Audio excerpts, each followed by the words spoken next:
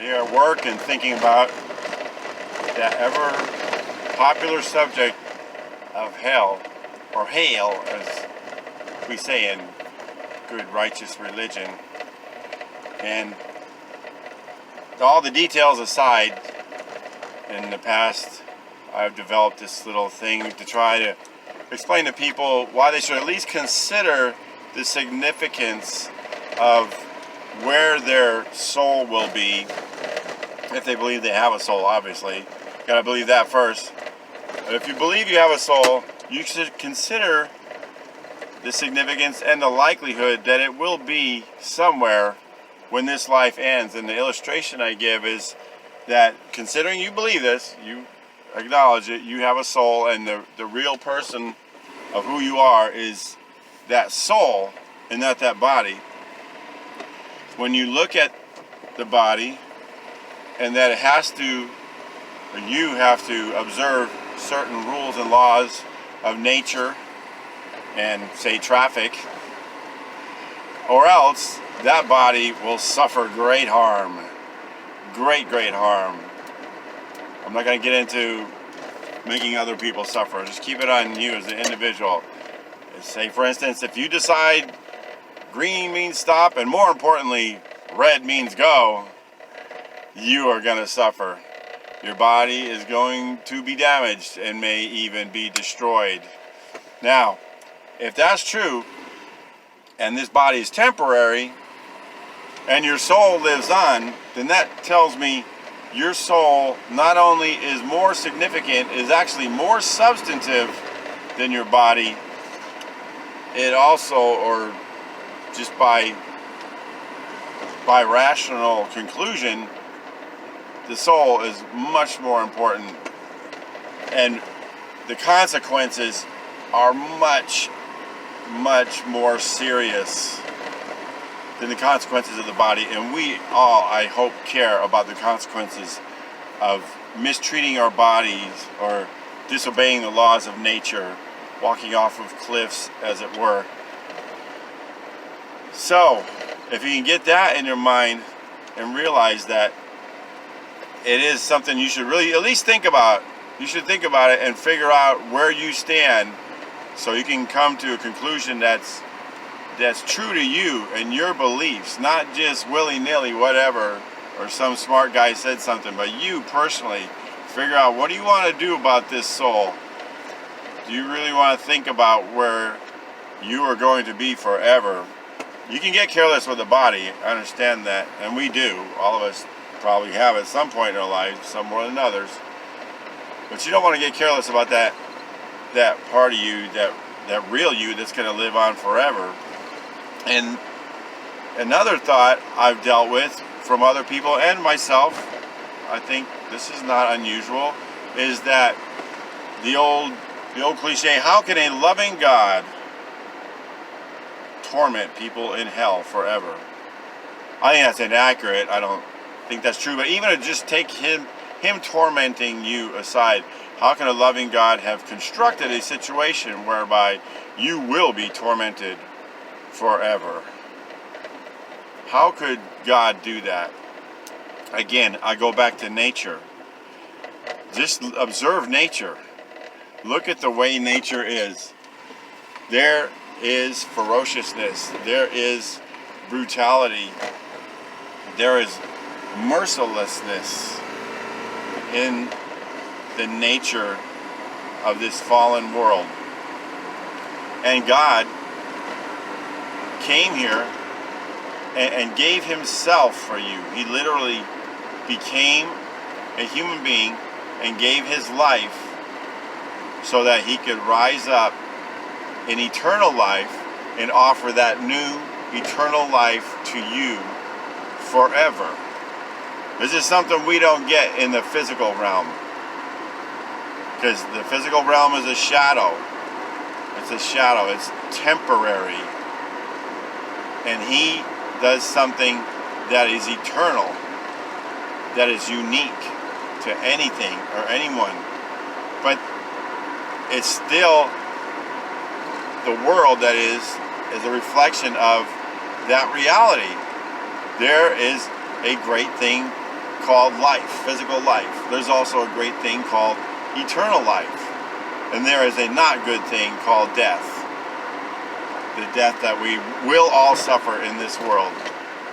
And then there's the not so great thing of eternal death, which is eternal separation from the Creator.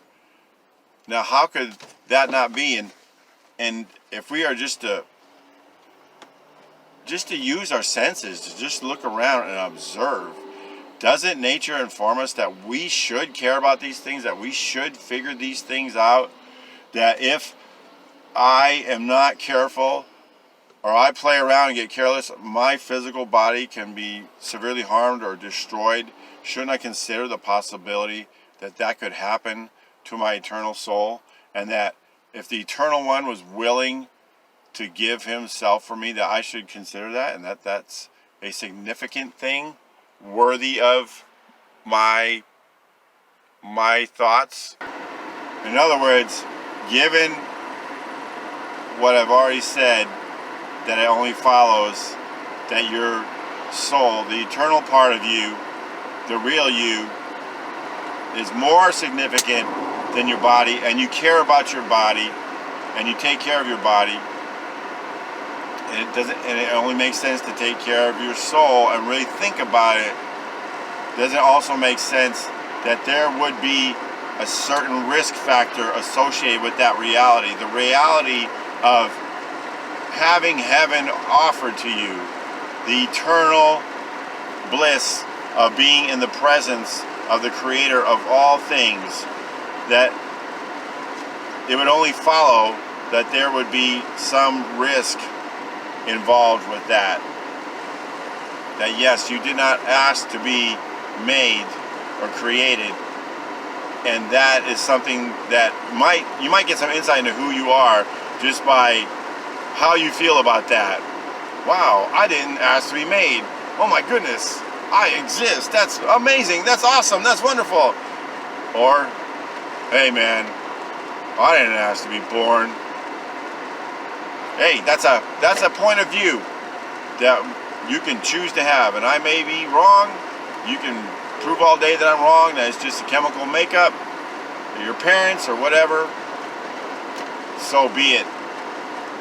Still consider it, because according to that attitude, that might be where you end up. Because I think it is more about choice. I understand you can make a choice when you're very, very young, and you're suffering the consequences of that choice you made, and it doesn't seem fair. You're just a little kid, and you decided to be careless, and you got hit by a car, and now you're in a wheelchair, or you decided to be down and grumpy and negative about everything, and you've had all kinds of good things in your life, and you haven't appreciated any of them because you just decided that for whatever reason. Like, well, that wasn't even me. I don't even think like that person anymore, except the training I got by thinking those things, and it was because of something happened, blah, blah, blah. That all goes to the decision. We've all dealt with things, and at some point, the thing you're dealing with, the dumb thing you're doing or thinking, or the way you're behaving, you just gotta stop it. You just gotta let it go. You just gotta friggin' stop it. Sorry for my little candy-coated fit there. You gotta stop it. Because that's not what life is about. Life is not about staring at your belly button and figuring out why you are the way you are. The point is, you are. Be happy about it. You know, because you could be on your way to heaven and still make this place a living hell. It's an absolute living hell. Because you just won't believe what God told you. And so much is wasted on that. And I've done it myself. So my anger or frustration is in due part to myself. Or in part due to myself. So this is a universal problem. From there, it's just a matter of degrees. But I've had to let go of things. You gotta let go. You just gotta let go and move on. I'm sorry, everything has become a cliche or a movie's line or something. Looking for better words than let go. But that is what it is. You just gotta stop. Just stop. Just stop. Life is good. Life is a gift. You don't deserve to be here. You don't deserve any of the love you get from people, let alone God. And yet you have His perfect love, and you have bits and pieces of people's love. And all that's a blessing. And you should be dancing on cloud 9. You should be floating in the air with the nirvana you experience every day from all the blessings you have. But do we? No. We get in our attitudes, we get grumpy, we complain. But at least you can center yourself and come back to reality by that little reminder. If you get off track, it doesn't mean you've blown it, you lost it, it's over. But for God's sakes, and for the sakes of everyone around you, wake up.